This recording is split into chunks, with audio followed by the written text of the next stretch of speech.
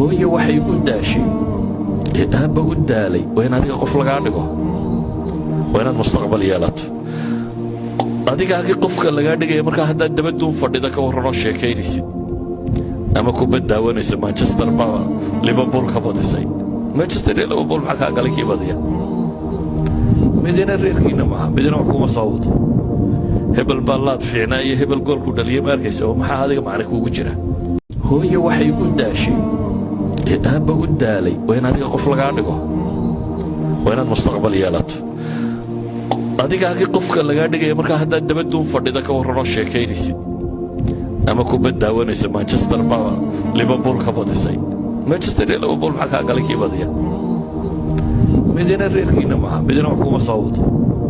hebel baa laad fiicnaa iyo hebel goolku dhaliya ma arkaysa oo maxaa adiga macna kuugu jira dadka adkaysiga leh